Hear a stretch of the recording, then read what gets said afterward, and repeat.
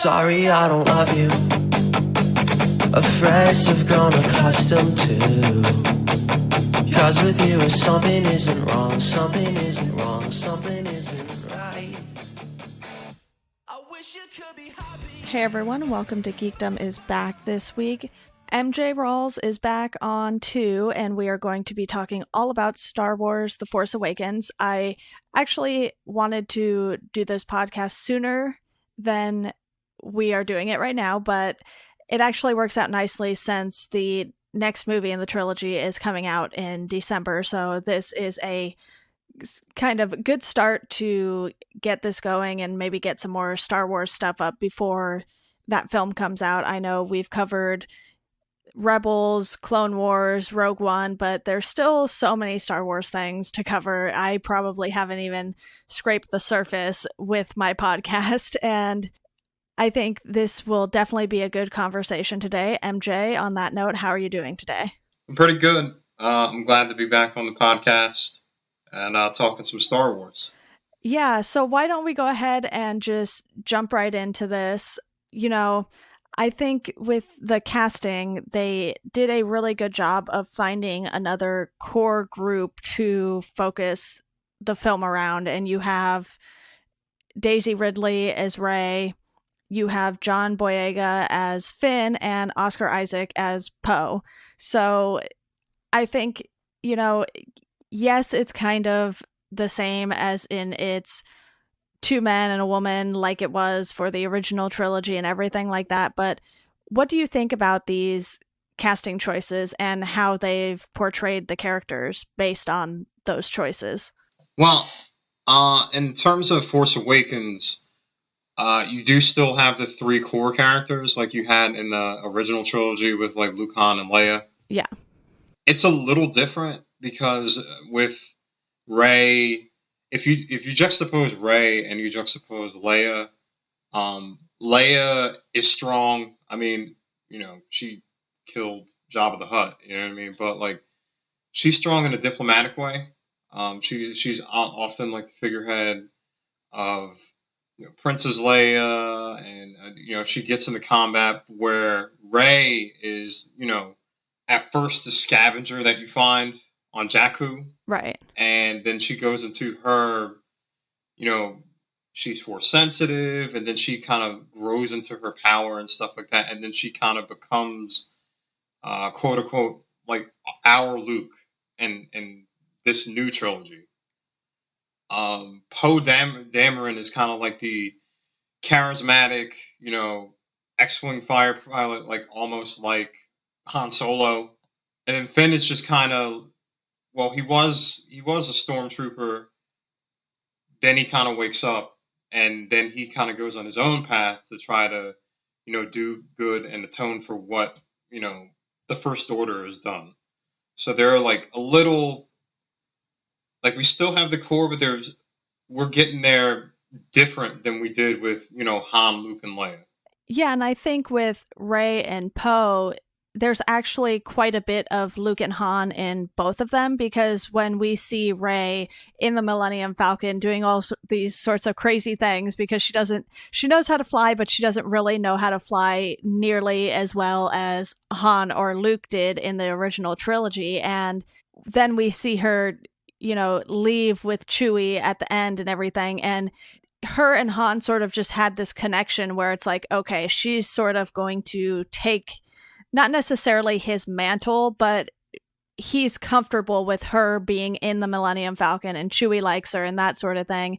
And then with Poe, you know, he flies an X-Wing like Luke did. And like you said, he does have that charisma like they portray in Han Solo. So with those two, it's a little more ambiguous, I would say, on who exactly they're supposed to be, but it's not like they made Rey be the next Leia or anything like that. And I think even though there are some similarities to the original trio from the original trilogy, they've put a little bit of a spin on it, and the fact that Finn was a stormtrooper sort of just gives them a whole different perspective on this, because yes, they've had some people defect to the rebellion who had inside info on the Empire and everything like that, and Finn obviously has that with the First Order, but I think they just did a really good job of not making them just copies of these characters we've already seen. Yeah, going in, I guess what a criticism that people said about The Force Awakens, that they felt like it was too much like A New Hope. But I think a good thing that J.J. Abrams did was, with the new base characters, like you said, give them little instances of what we already know. Yeah. Of course, you have Leia and Han in the movie, more of like guiding forces, and you only hear of Luke. Like, you hear legends of Luke, like they're looking for Luke. Luke has gone missing, blah blah blah, and that kind of guides our new characters into their new journey.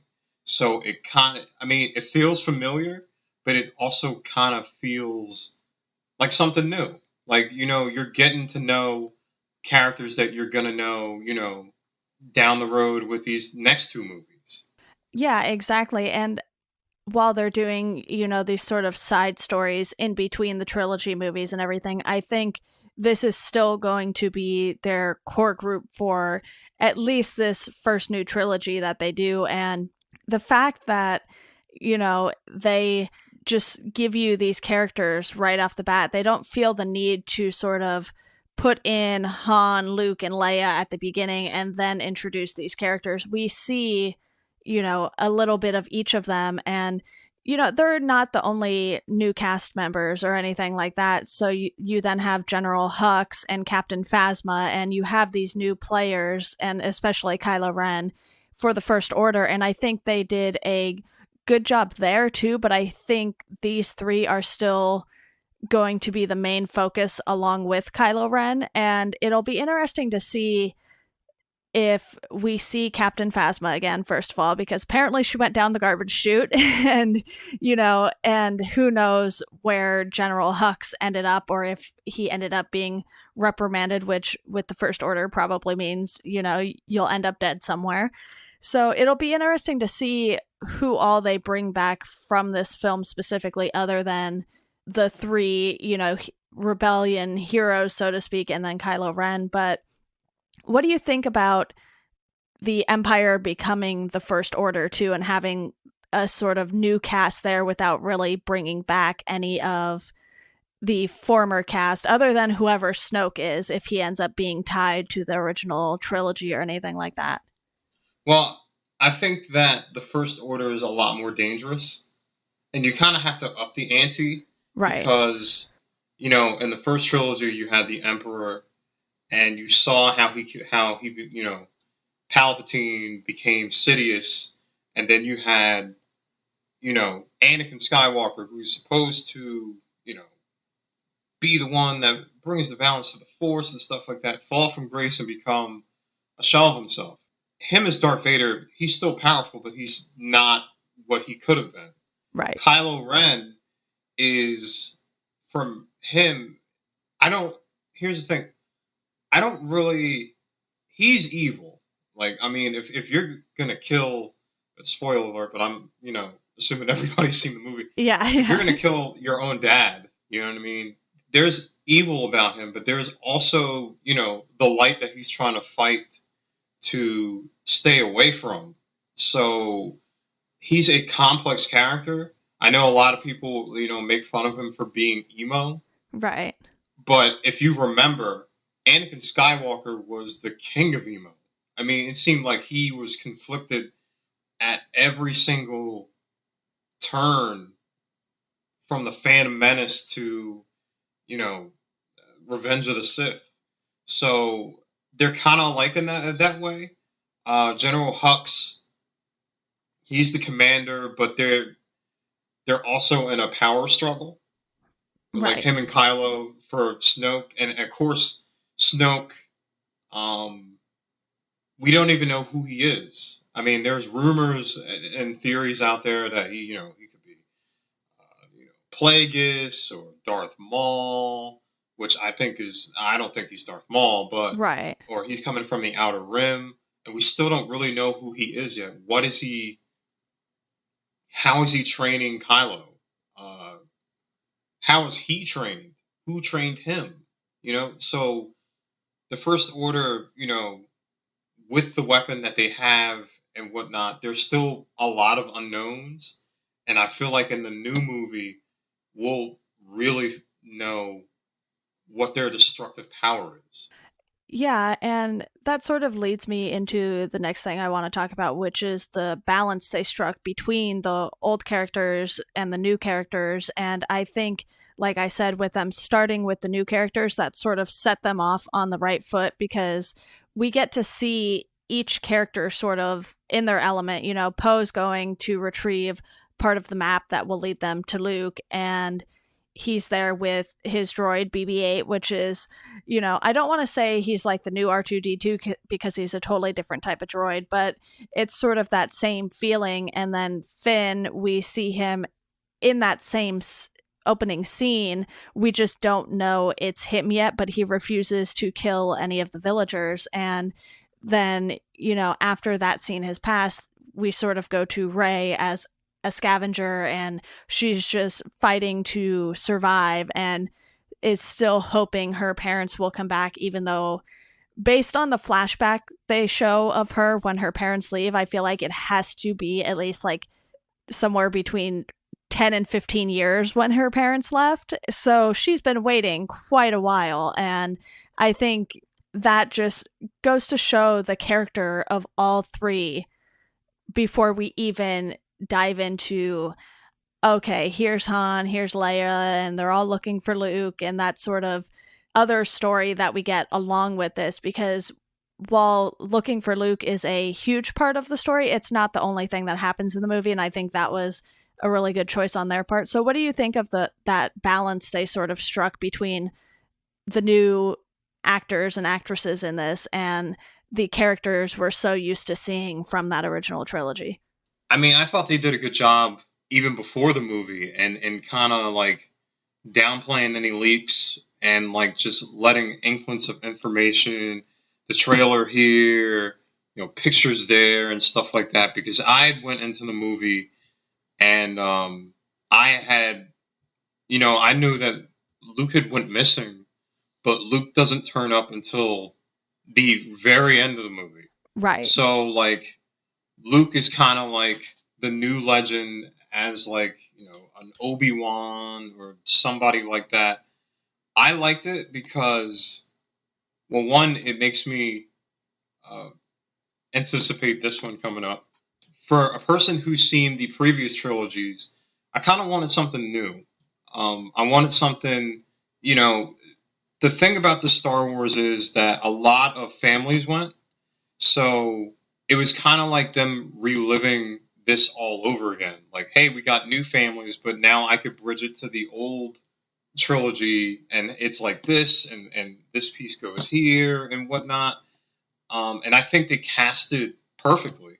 I love Daisy Ridley as Rey. John Boyega as Finn is awesome, and Oscar Isaac is perfect as Poe Dameron. Daisy Ridley's, toughness kind of coincided with Harrison Ford's, charismatic nature as being Han Solo. Everybody fit together, you know what I mean? And then you had Leia, who's like the ultimate, as like the ultimate mom. You know what I mean? She's like the mother figure. She's the head of the rebellion. So I think everything that J.J. Abrams set up was perfect. That you felt familiar with the storyline, like, hey, I've kind of seen this before, but Right. It still had that balance of it being a new experience. Yeah, and I think what they did a really good job with, as far as the writing and everything goes, is every time Han or Leia ended up in a scene, they weren't the sole center of attention there. And I think that was a smart move too, because you see Leia interacting with Poe and Finn, and while she's great in all of the scenes that she's in, it's not like they were just trying to make her and Han the stars of the movie again, even though, they're still stars in their own respect during this movie and the filming and everything. But it's like they allowed the new characters to sort of have their moments too, and they were able to have those moments together on screen instead of having, oh, Han and Leia have their moments here and then they have their moments here and they don't really intertwine. I think making those things intertwine is what made this such a great movie, and I think it gave a lot of hope to all of the people who were around to see the original trilogy when it was in theaters and everything, and it's like it wasn't totally a regurgitation of the original trilogy, but it gave you that same feeling you got when you watched those movies. Yeah, there were even characters had good instances apart. Especially with the opening in the movie when, Finn is just a stormtrooper and they're, the First Order's coming to that planet and he sees, a fellow stormtrooper die. And then you see that blood stain and him just kind of just shaking like, oh my God. And then takes his helmet off and like, what have I done? Yeah. That was just great. And then, him and Poe having their kind of like, double moment, that brought humor. And then when all three of them came together, it was great as well. So as a director, you have to, with a movie like Star Wars, and if you're introducing new characters, you have to give the audiences reasons to kind of relate to them, relate to their like nuances, their personalities and stuff like that. And Star Wars Force Awakens did that with all three, even Kylo, and his, emotional attachments to Darth Vader and even his temper tantrums. You get a sense of, all right, well, I kind of know these guys. Now let's get to the next movie and let's see what the big reveals are going to be. Yeah, and I sort of just want to talk about the movie in general now because there's so much that goes on here. The movie's, I think it runs about 2 hours and 18 minutes or so, but we'll call it like 2 hours and 10 minutes because we all know that credits sort of take forever on big productions like this because there's a lot of names to throw in those credits. But, we get just over 2 hours of this movie, and I thought it was paced really well because none of the scenes seemed to drag on longer than they needed to, and there was sort of always something of relevance and of importance going on in this movie. It wasn't like there was any really filler that they were just throwing it in to be like, okay, we need to make this about 2 hours, if not longer, as they do with a lot of, movies now. And some of the standout moments for me were when we see Finn find BB-8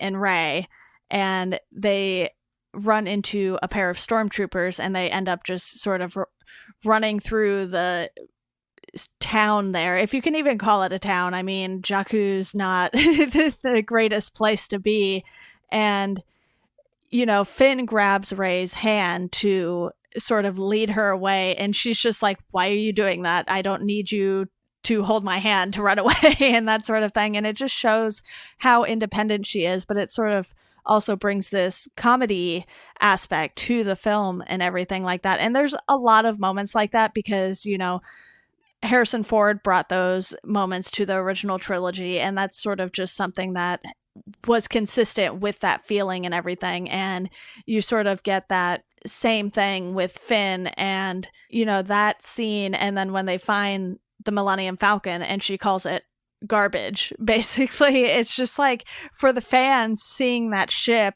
means something totally different. But to a lot of these people, it's just like a junk ship, essentially, and they don't really know what to do with it, and no one's flown it in so long. And I think it was just one of those nice moments where they're doing a fan service, but it also fits really well into the story and into who these characters are. Yeah, I'm trying to, I'm like replaying this all in my head, and I'm trying to remember when I was in the movie theater watching this. The first time I went to go see it, I was with two of my best friends and his girlfriend, who's an absolute diehard Star Wars fan. So the scene that you were talking about when the Millennium Falcon happened, and came and she called it garbage, she immediately was like, boo. Like, like, she's like, what? And I laughed because I'm like, all right, well, like the new kids, it's a nod to like the new kids and whatnot, saying like, oh, well, we might love the Millennium Falcon, but like, it's, it's kind of like the old style of, ship and whatnot. And the fact that she doesn't actually realize it's the Millennium Falcon too, which we find out later when Han Solo and Chewie board the ship, and then she's like, oh, you're Han Solo. And then it sort of clicks that that's the Millennium Falcon because, obviously it's a very special ship, but there were other ships like it, apparently, because you know how they basically have a bunch of the same model of ships. You have the transport ones and everything like that. And for the most part, a lot of them will look the same. But what Han and Chewie brought to the Falcon was more so, themselves, first of all, and then all the little things they changed on the inside of the ship and everything like that. So on the outside, it still looks like this specific model of a ship, and you can sort of just walk by it and not realize that it's necessarily the Millennium Falcon. But because it's the only type of ship that we really see, it's like the fans all knew what it was, but for everyone else in the Star Wars universe, they're just like, oh, hey, it's another ship. And I think that sort of added to that moment later on for Rey when she realizes that it's the Millennium Falcon. There were nods back to. I love the little nuanced nods back to the original trilogy and whatnot. And I loved when, I guess they're about to infiltrate the base, and Finn is talking to Han Solo, and they're like, well, how are we supposed to get in there? And Finn's like, we'll just use the Force. And Han's like, the Force doesn't work like that. Yeah. so like everybody, it's weird because people in the universe now had like this like view, like everybody was Force sensitive and everybody isn't, even though at the fight scene at the end, when Finn fights Kylo, I'm like, oh wow, does he really have Force powers? And then you kind of find out that he kind of doesn't, because right. Kylo just, another scene of course is the death scene when Kylo kills Han. I didn't see that coming. Well, we kind of saw that coming. My friends did. I was like, no, this is not going to happen. Right. And then he did. And then, like, Chewie being all sad and, like, shooting at Kylo and whatnot. I'm like, wow, Kylo really completed his transformation to the dark side. And I got shades of Anakin at that point. But Anakin didn't. The difference is that when Anakin fought Obi-Wan back in Revenge of the Sith, he didn't win.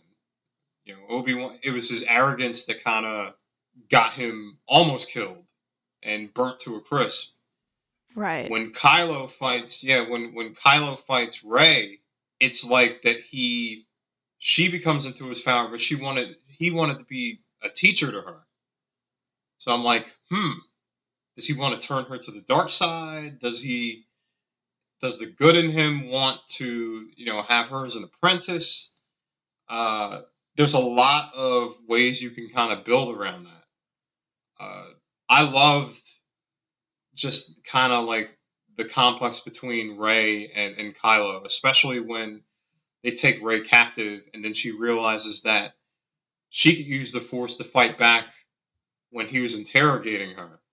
Yeah. I'm trying to see, I want to see the dynamic of what they do with future movies, because I thought Kylo was super strong, especially in the first of the movie where he stops a shot from a blaster.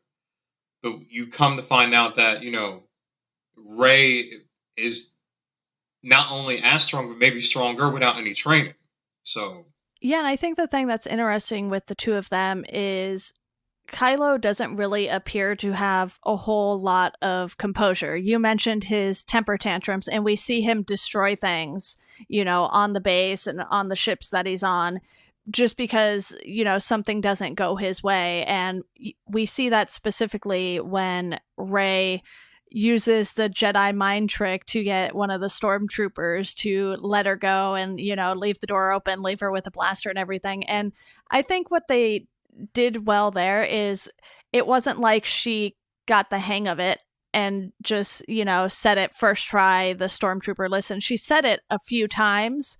And while that still seems like a fairly quick learning curve, I think because of the fact that Rey has a lot more composure and patience than Kylo Ren does, it was easier for her to sort of more quickly get a hang of these things because she stayed composed while Kylo Ren just sort of kept getting angrier and angrier, and he was no longer really in control. And when they're fighting out in the snow and everything, it obviously helps that Chewie got a shot in, which I think if you want to really compare Kylo Ren to Vader, Vader would have never let that happen. Chewie would have never come close to shooting Vader, probably. And I think that shows while Kylo might end up being more powerful than Vader, if he's not composed enough and just, as ruthless as Vader was, it might not matter in the end. So it'll be really interesting to see how they have his character progress throughout the trilogy.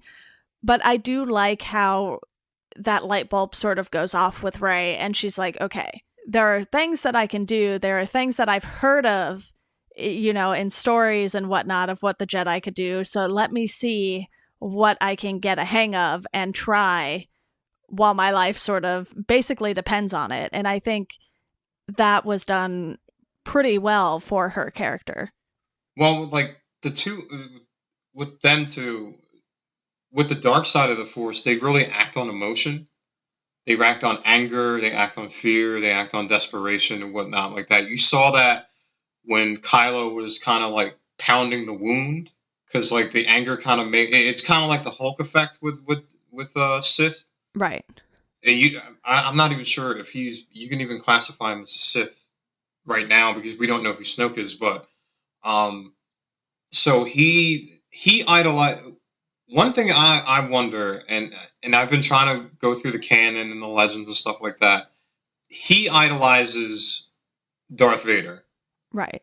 So, but when Darth Vader died, Anakin turned into a Force ghost. So, with him trying to do, I guess he does a meditation with his helmet and whatnot. Does Darth Vader kind of appear to him in that way? Is there kind of like a duality in the ghost for that?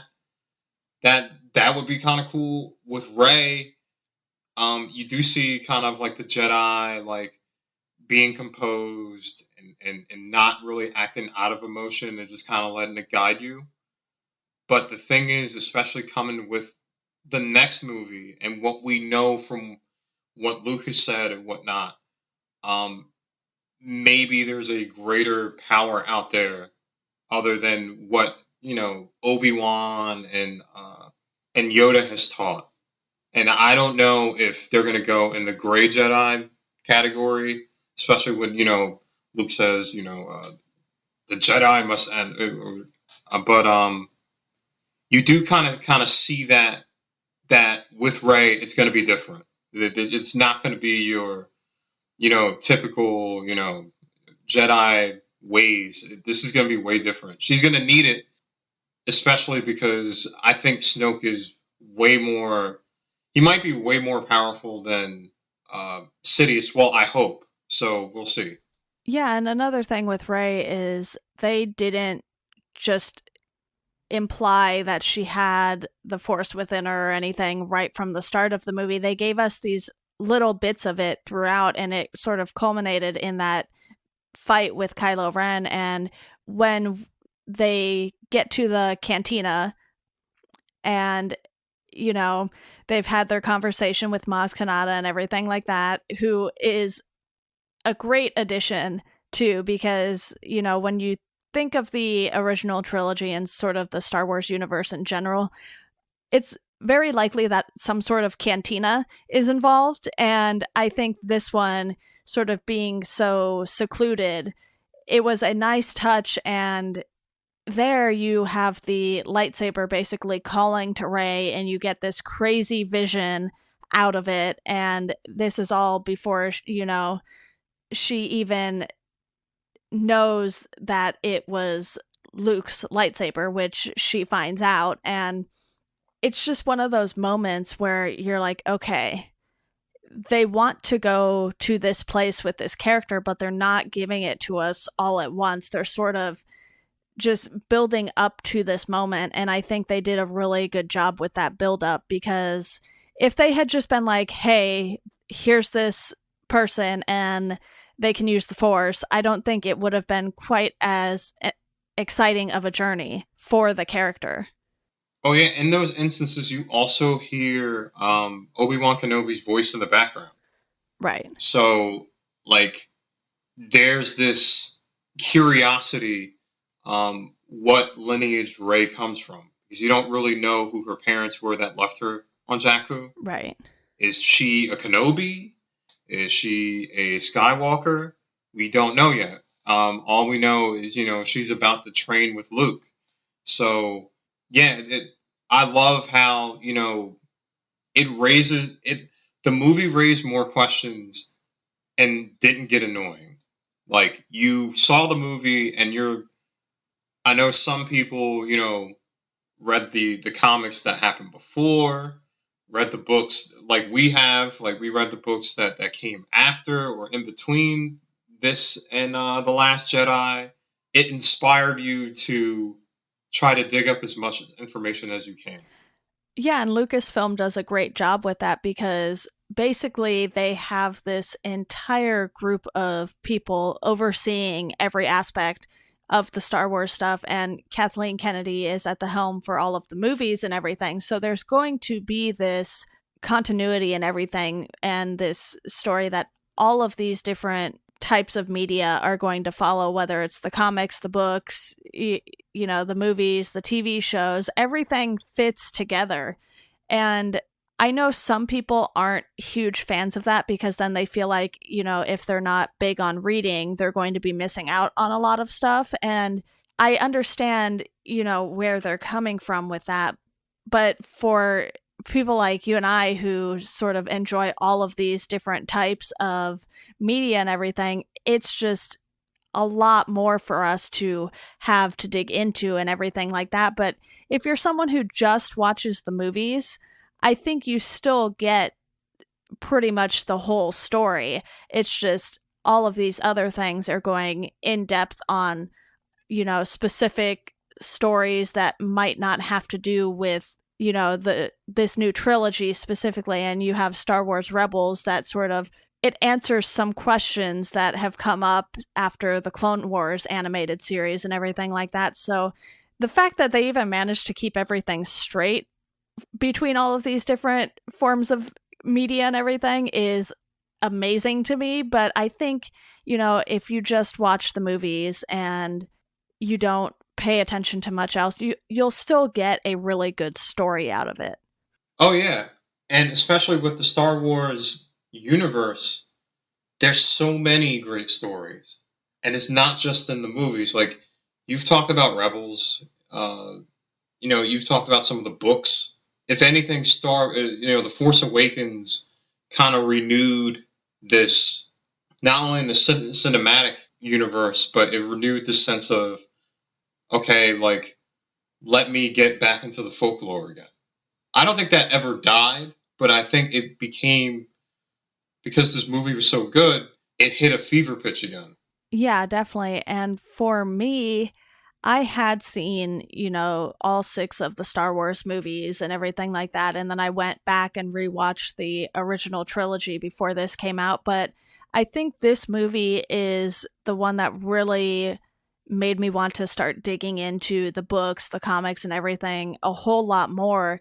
Because when I initially watched the films and the second trilogy and everything like that, I didn't necessarily get into it right away. And I think now they've just sort of done this huge reboot and put so much focus on it that it's almost hard to ignore, even if you're just a casual Star Wars fan.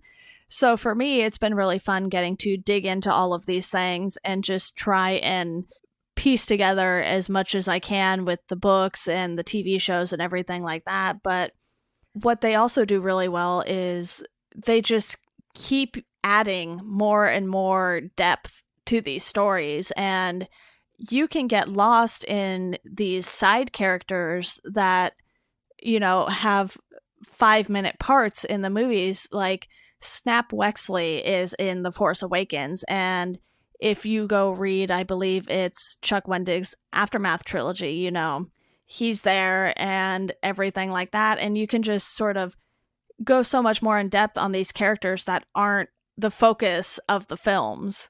Oh yeah. Speaking of which, Captain Phasma. Phasma has a book coming out in September. You know, she didn't really have a big part in Star Wars. She didn't have a big part in Force Awakens, but I wanted to learn more about her. Right. You know, apparently she's going to have a bigger part and a big fight scene in The Last Jedi. So, of course, I wanted to learn more about Snoke. I wanted to learn more about him.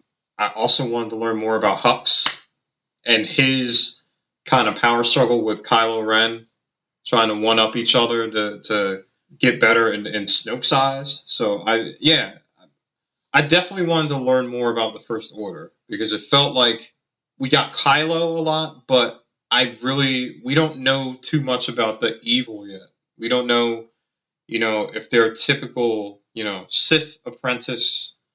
It feels like something is different. So, and I feel like, you know, with The Last Jedi and whatnot, we're going to get more. Maybe more with, you know, Starkiller base and whatnot. Yeah, and I just want to take this back to something that happened in the beginning of the film real quick, when Finn helps Poe escape from the First Order and everything like that, and they have a crash landing, and you see Finn's reaction to thinking that Poe is dead because he finds his jacket and doesn't find him, and they let him sort of sit with that, and he believes it for at least, I want to say, an hour of the movie, and then he sees Poe get out of one of the X-Wing fighters, and it's one of those moments where you realize, okay, he thought Poe was dead this entire time. BB-8 thought Poe was dead, and, you know, the audience doesn't know that right away. Sure, we see Poe a little before Finn does, but it's just one of those moments where they do a pretty good job of convincing you that there's a chance that something happened to this character, and then they just leave him out for a good hour or so of the film. And I think the fact that they didn't feel the need to have all three of their new characters on screen for the majority of the film is just another good choice that they made. They weren't giving you too much all at once, basically. Oh no, there's definitely just in the whole movie and what J.J. Abrams does. I mean, he is kind of a man of mystery. I mean, look at how he does Cloverfield, and he kind of brought that kind of mystery into the Star Wars realm when he directed Force Awakens. Is that you have to do some digging.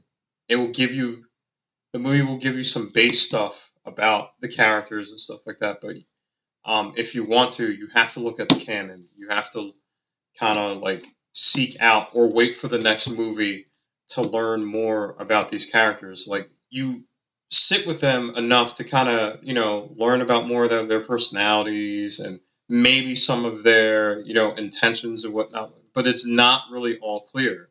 It just seems like everybody kind of got thrown together, and all right, we're kind of like figuring it out. Oh, by the way, like, there's this big weapon that can destroy a planet.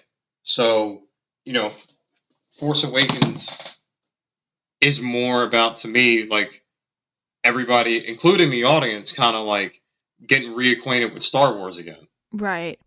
And I think, you know, there were a few things that I noticed with the movie that seemed a tad unrealistic and things like that. And I think the main one was when Han walks on the bridge to talk to Kylo Ren, who apparently was named Ben by him and Leia.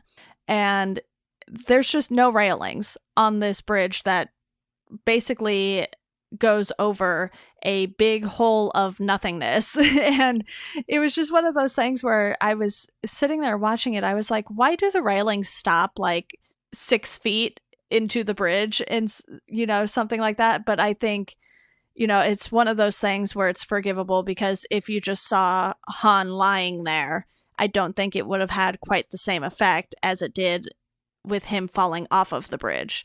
So there were some things. I wouldn't say it was a perfect movie, but it was pretty darn close as far as Star Wars movies go. And I don't know what all they could have really done too much better for this reboot and for this new trilogy. Oh, with the railings, I mean, when he gets stabbed, it would be less dramatic if he fell into a railing.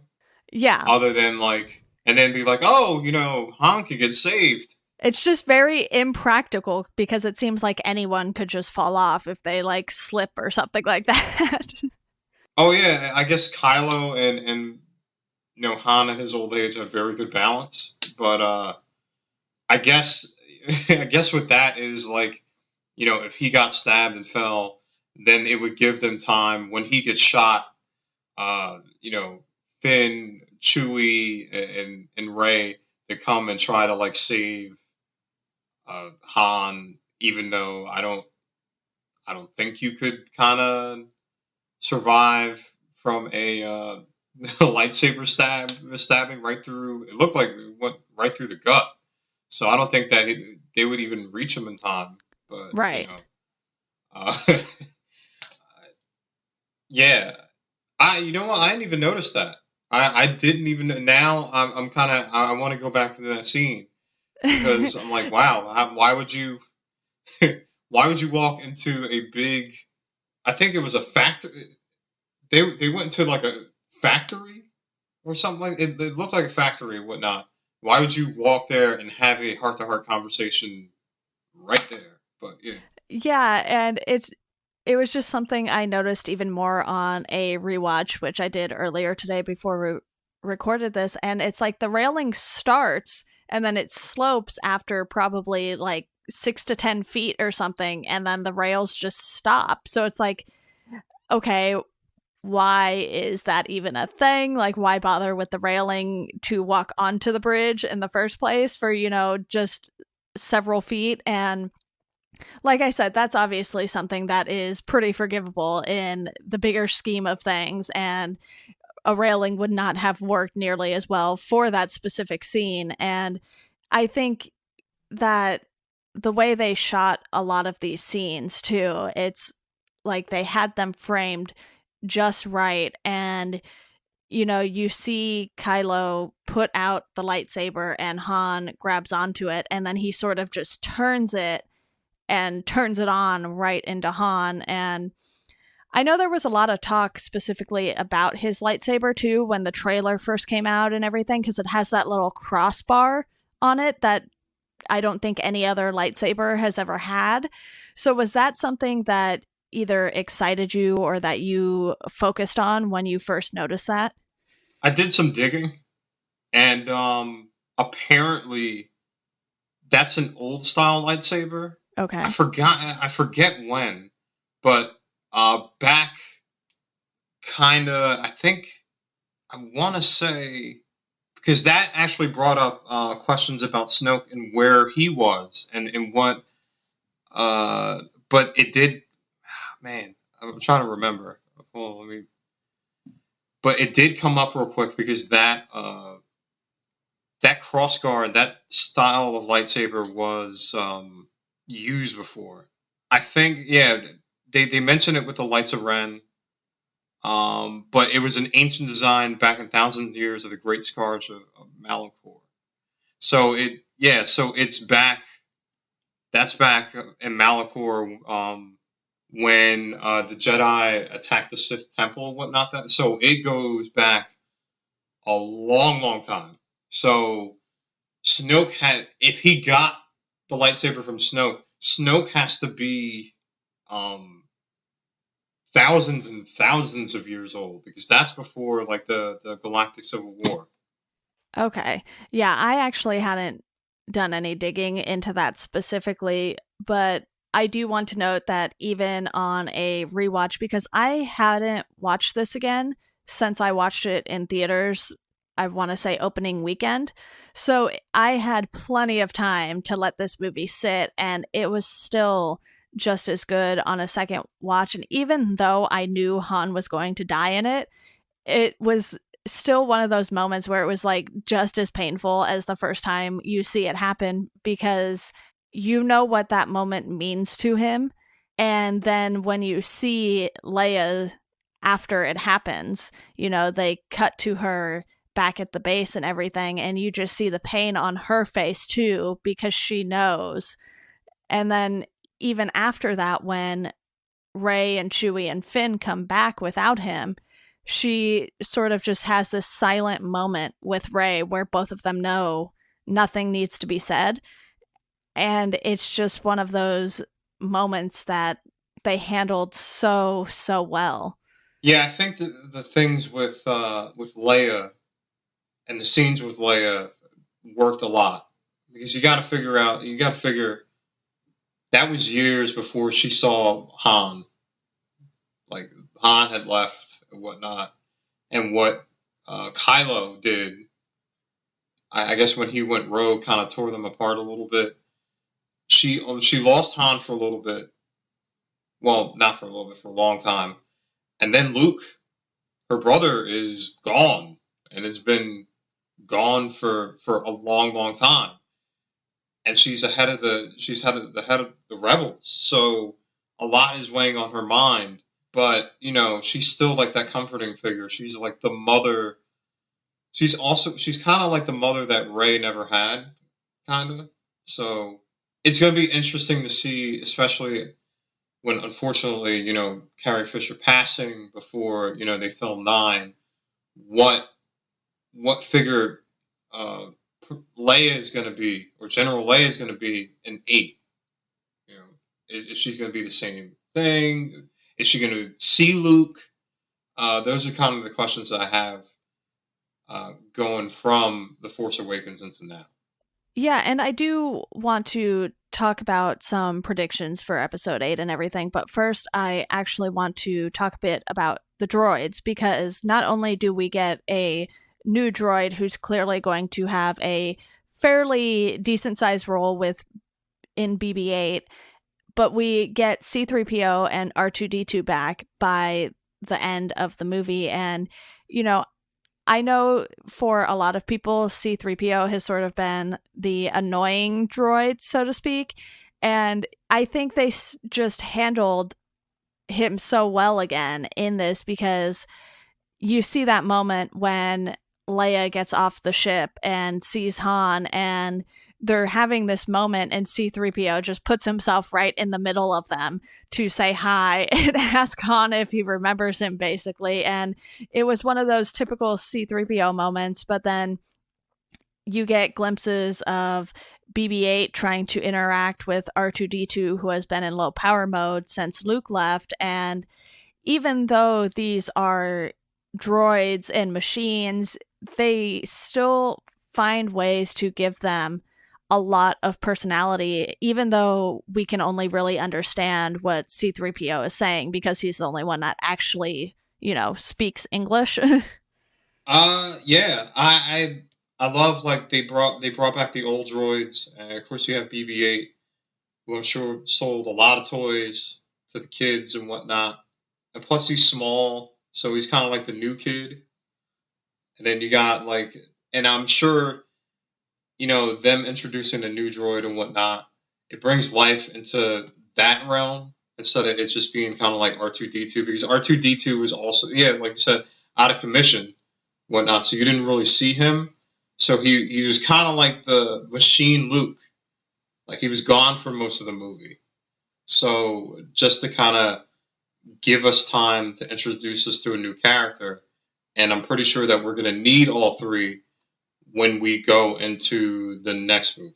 Yeah, and you even see R2D2 leave with Rey and Chewie when they go to find Luke. And, he ends up finding the map and sort of wakes up because BB-8 has the other piece of the map to find Luke. And it was just one of those moments where you're like, okay, even the droids played such an important role to this story that they're going to keep them in there, even though they're sort of more replaceable simply because, they're droids and everything like that. And you even see C-3PO with a red arm for a bit. And I think it's back to gold by the end of the movie. And it's just one of those things where they're so unwilling to part with these droids, even though there are probably plenty of other droids that they could be using out there. Oh, yes. It's definitely, I don't want to call it campy, but it's definitely a nod into, like, here's how we're bridging old and new. He has one piece of the map, they have another. They projected together, and we find Luke. It's kind of like that. Like, it's kind of like the whole, like, each character, old and new, fits into a piece to go into the overall story. Yeah. Well, is there anything else from the movie that we didn't hit on that you wanted to touch on before we go into talking a little bit about episode 8? Oh, no, I think we pretty much covered it. Yeah, and obviously we have that final scene with Rey holding out Luke's lightsaber to him up on, that island and everything. And I think, at least I'm hoping, they'll just sort of pick up where they left off. So I think that brings us nicely into our episode 8 predictions here.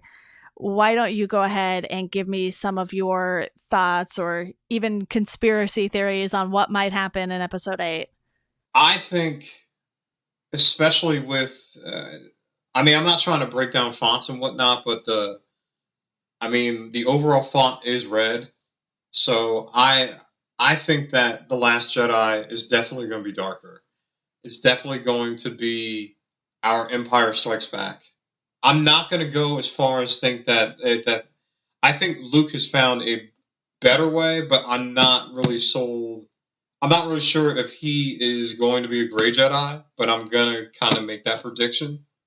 Especially with, say, it's time for the Jedi to end, and what happened with his father and whatnot, and him trying to rebuild the Jedi Temple and then it just getting destroyed again. Maybe, he's kind of done with trying to rebuild the Jedi Order and then maybe found something different. I think that Kylo Ren is going to go full on Vaderish. Okay. I think that you're going to see him a lot stronger. I think that Snoke. I don't think that we're gonna find out who Snoke is until the last movie. I think that we'll find out a little bit more about him, but I think he's going to still be the shadowy, ominous figure in the background. Yeah, that's kind of what I do. It's going to be bigger. It's going to be darker. There's going to be a lot of losses on the rebel side. Yeah, and the last we saw of Snoke, he was basically ordering them to find Kylo Ren and saying that Kylo needs to complete his training. So it's clear that both him and Rey still need training. So I think we'll get glimpses of that in the movie. I don't think they're going to just gloss over that necessarily. And that makes me curious as to whether or not we'll see Snoke in person, because this entire movie, he was a hologram, a very, very large hologram at that. And it'll be interesting to see if they end up telling us who Snoke is, or if they leave that sort of for the final movie in the trilogy. I'm kind of hoping we get that with episode 8, but I'm not really counting on it necessarily. And I am pretty bad at predicting things in general, whether it's like NBA drafts or what's going to be in the next Star Wars movie. But I think I agree with you on Kylo Ren, and we'll definitely see him become more like Vader because we saw glimpses of it. And I think if he just manages to control his anger and direct it in the direction that they want him to, it'll be a lot more powerful and effective for his character and what he can do. And then we've already seen how Rey sort of is a lot more calm and thinks things through. So it'll be interesting to see what they do with her because she seems to already understand the general idea of how to do this, and she just needs more training to improve on that. But I don't know if there's anything really that she needs to fix character-wise like there might be for Kylo Ren. If Kylo Ren really wants to be a all-out Sith, kind of like Darth Maul and Sidious and even Darth Vader, he's going to have to get over his fear. You could definitely tell that he was very fearful of how powerful Rey was. And that was kind of a detriment to him. If you've gone through and you kind of saw the transformation that Anakin and went through with Darth Vader was in a perpetual state of just focused on being angry. He had replayed him killing Padme over and over again in his mind. Kylo might actually draw upon killing Han as that his source of pain, and then him getting stronger from that, because that's kind of what the Sith, that's what they do. You know what I mean? They draw from their anger. They draw from their hate. So now, with Kylo getting beaten by Rey, now he has somebody to hate. Now he has somebody to focus that on, and that's Rey. So I think that although Rey is strong, and she's going to get stronger training with Luke, especially her finding Luke, now Kylo is going to be more of a man on a mission now. Because now he has two focal points that he's going to try to take out. And with the Sith, that only makes you stronger. So yeah, and on a totally unrelated note to that, I was just thinking about some other ways they could have these nods to the original trilogy and everything. And one of the types of characters that I don't really recall seeing in this film was bounty hunters. So we see Han made a deal with probably some other smugglers, and we see them and we see how that turns out. But I think it'll be interesting if they put in some bounty hunters in episode 8 just to not necessarily, take over the storyline or anything, but just to see what happens. Maybe the First Order hires some bounty hunters to go after Poe and Finn while Kylo tries to deal with Rey or something like that. I think that would be an interesting way to incorporate those characters into the new trilogy. Oh, so kind of like a Jenga or Boba Fett. Right. Maybe there's a new Fett. I mean, that would be a pretty good way to keep that going and everything. I mean, there could be, but we don't really know what's out there, and that would actually be kind of cool. That would kind of make an enemy kind of not really tied to the First Order, but kind of still kind of dangerous. Right. Kind of like there was a Jabba the Hutt. There's got to be somebody else. There's got to be somebody else that they could fight other than the First Order. Yeah, because we see Jabba the Hutt, Boba Fett, and they bring in all these other outside forces, basically.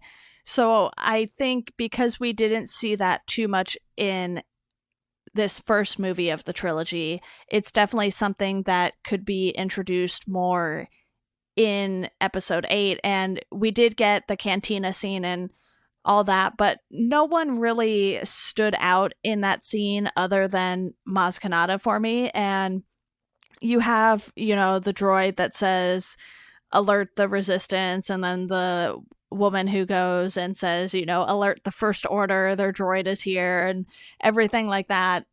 So I don't know, what happened to a lot of the people in the cantina because it was attacked. So we don't really know who survived that and if anyone from there, was a bounty hunter or anything like that. And it'll be interesting to see if they bring back anyone from the cantina as well and have them sort of play this bigger role since they were in the background in this film. Well, I think especially because now, it's going to come out that, like, Luke has been found. Right. So I think that will turn up. That's definitely going to turn up more people. That might bring about some older people. That might bring about some newer people. You know what I mean? So I think that Luke coming back into the fold and definitely hearing that there's a reappearance of Jedi is gonna dredge up a lot of people going forward. Yeah, and I think that was a good move too, to not overdo it with this one and try to bring back every aspect that they had in the original trilogy and everything. Oh, now I think it would kind of overwhelm the movie, Right. especially for newer viewers. You know what I mean? Like, for people just kind of getting into Star Wars for the first time, there's a lot that you have to catch up on. Like, there's two whole trilogies that you have to catch up on before you even do this one. So, I think they did enough where they gave you stuff new. So now you can kind of go back and see. I mean, if you really do want to kind of go watch The Phantom Menace, it's not really my personal favorite. But if you want to go start from The Phantom Menace and then kind of end with Return of the Jedi, you can. You know what I mean? So you won't feel overwhelmed with all this folklore and whatnot once you get into the universe. And then with older people or us who are familiar with the Star Wars franchise, it just kind of felt like kind of going back and like visiting an old friend with like, and then they kind of just introduce you to new friends. Like, hey, I haven't seen you in a while. Here's some new people and some new storylines and whatnot. And it felt good. Yeah. Well, it'll definitely be interesting to see what all they incorporate with 8 and 9. And the fact that we're now getting additional movies too, I think helps a lot with being able to tell these stories that you might not get to tell within the parameters of the trilogies.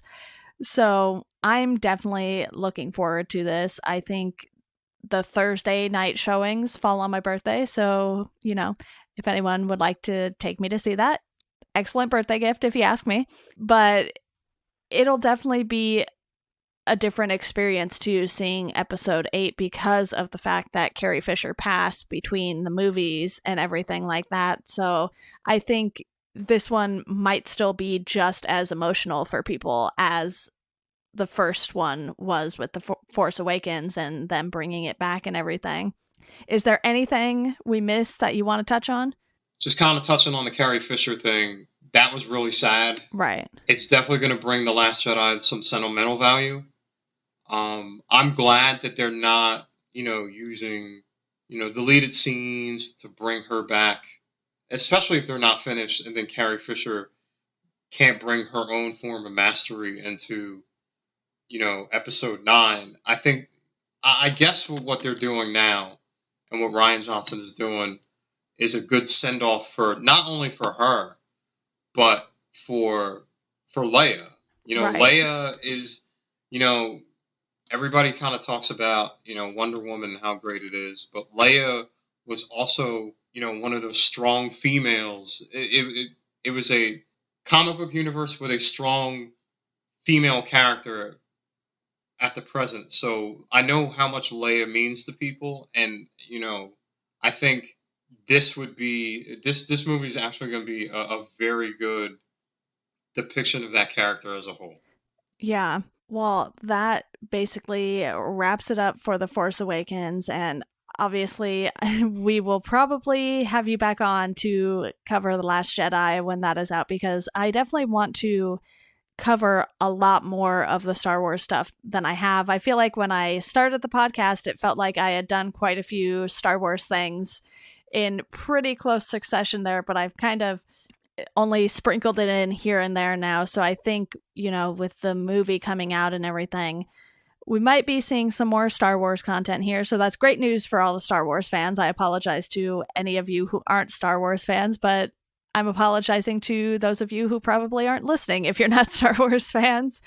But anyway, on that note, thank you all for listening. And as always, we hope you guys enjoy the rest of your day. Take care.